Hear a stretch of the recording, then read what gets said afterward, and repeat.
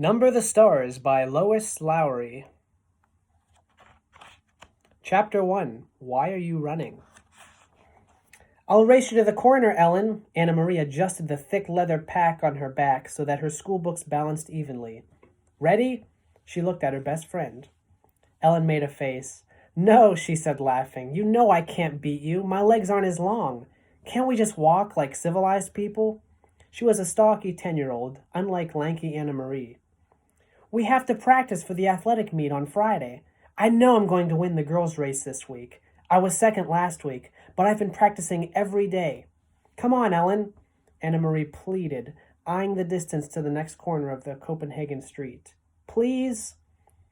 Ellen hesitated, then nodded and shifted her own rucksack of books against her shoulders. Oh, all right. Ready, she said. Go, shouted Anna Marie, and the two girls were off, racing along the residential sidewalk. Anna Marie's silvery blonde hair flew behind her, and Ellen's dark pigtails bounced against her shoulders. Wait for me, wailed little Kirsty, left behind, but the two older girls weren't listening. Anna Marie outdistanced her friend quickly, even though one of her shoes came untied as she sped along the street called Oosterbrogade, past the small shops and cafes of her neighborhood here in northeast Copenhagen. Laughing, she skirted an elderly lady in black who carried a shopping bag made of string. A young woman pushing a baby in a carriage moved aside to make way. The corner was just ahead. Anna Marie looked up, panting, just as she reached the corner. Her laughing stopped. Her heart seemed to skip a beat. Halt! The soldier ordered in a stern voice. The German word was as familiar as it was frightening. Anna Marie had heard it often enough before, but it had never been directed at her until now. Behind her, Ellen also slowed and stopped. Far back, little Kirsty was plodding along, her face in a pout because the girls hadn't waited for her. Anna Marie stared up. There were two of them. That meant two helmets, two sets of cold eyes glaring at her, and four tall, shiny boots planted firmly on the sidewalk, blocking her path to home. And it meant two rifles, gripping in their hands of the soldiers. She stared at the rifles first. Then, finally, she looked into the face of the soldier who had ordered her to halt. Why are you running? The harsh voice asked. His Danish was very poor, as is mine. 3 years, Anna Marie thought with contempt. 3 years they've been in our country, and still they can't speak our language. I was racing with my friend, she answered politely. We have races at school every Friday, and I want to do well, so I... Her voice trailed away, the sentence unfinished. Don't talk so much, she told herself. Just answer them, that's all. She glanced back. Ellen was motionless on the sidewalk, a few yards behind her. Farther back, Kirsty was still sulking and walking slowly toward the corner. Nearby, a woman had come to the doorway of a shop and was standing silently, watching.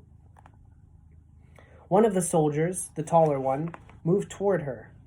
Anna Marie recognized him as the one she and Ellen always called, in whispers, the giraffe, because of his height and the long neck that extended from his stiff collar. He and his partner were always on this corner. He prodded the corner of her backpack with the stock of his rifle. Anna Marie trembled. What is in here? He asked loudly. From the corner of her eye, she saw the shopkeeper move quietly back into the shadows of the doorway, out of sight.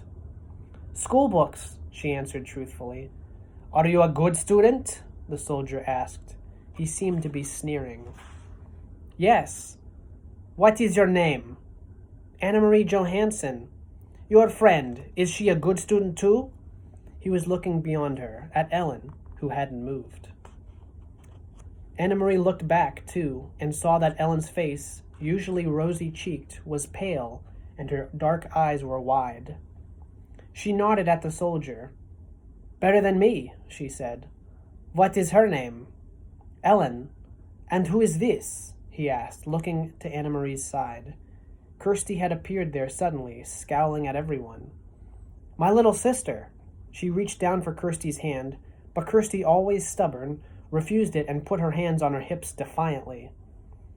The soldier reached down and stroked her little sister's short, tangled curls. "Stand still, Kirsty," Anna Marie ordered silently, praying that somehow the obstinate 5-year-old would receive the message. But Kirsty reached up and pushed the soldier's hand away. "Don't!" she said loudly. Both soldiers began to laugh. They spoke to each other in rapid German that Anna Marie couldn't understand. "She is pretty, like my own little girl," the tall one said in a more pleasant voice. Anna Marie tried to smile politely. "Go home, all of you. Go study your school books. And don't run. You look like hoodlums when you run." The two soldiers turned away. Quickly, Anna Marie reached down again and grabbed her sister's hand before Kirsty could resist. Hurrying the little girl along, she rounded the corner.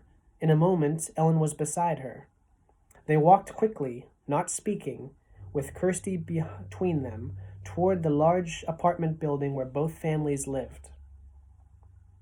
When they were almost home, Ellen whispered suddenly, "I was so scared." "Me too," Anna Marie whispered back.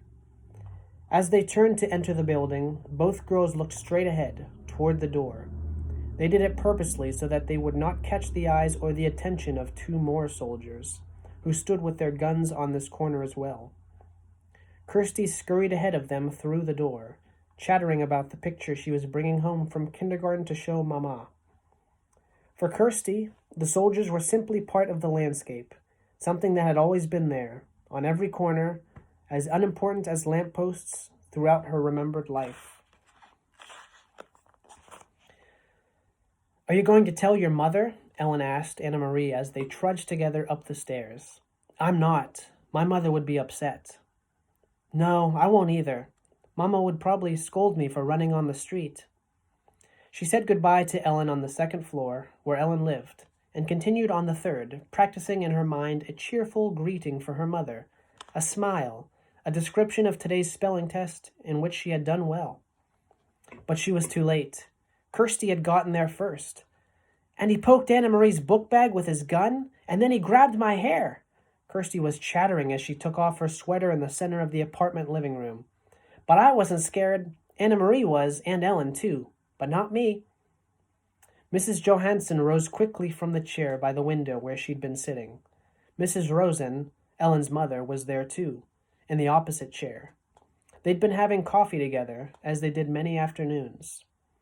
Of course, it wasn't really coffee, though the mothers still called it that. Having coffee. There had been no real coffee in Copenhagen since the beginning of the Nazi occupation. Not even any real tea. The mothers sipped at hot water flavored with herbs. "Anna Marie, what happened? What is Kirsty talking about?"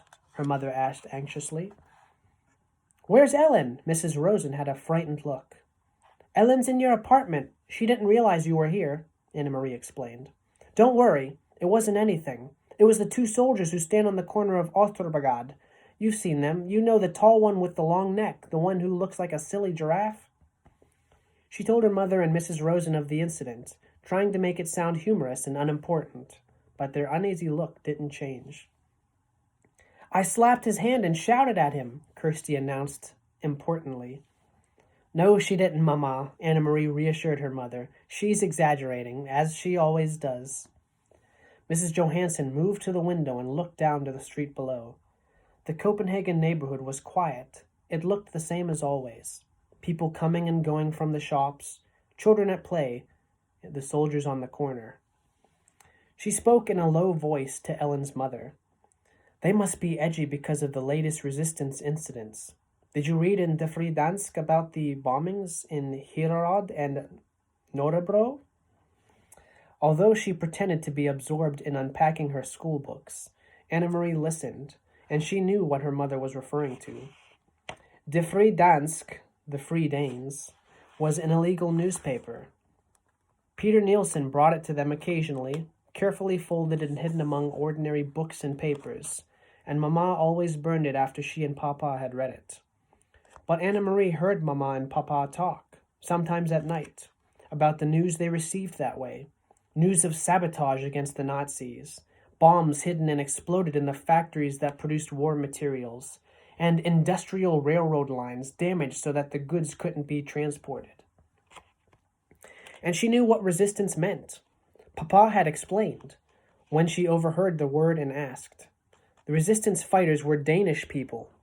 No one knew who, because they were very secret, who were determined to bring harm to the Nazis however they could. They damaged the German trucks and cars and bombed their factories. They were very brave. Sometimes they were caught and killed. I must go and speak to Ellen, Mrs. Rosen said, moving toward the door. You girls walk a different way to school tomorrow.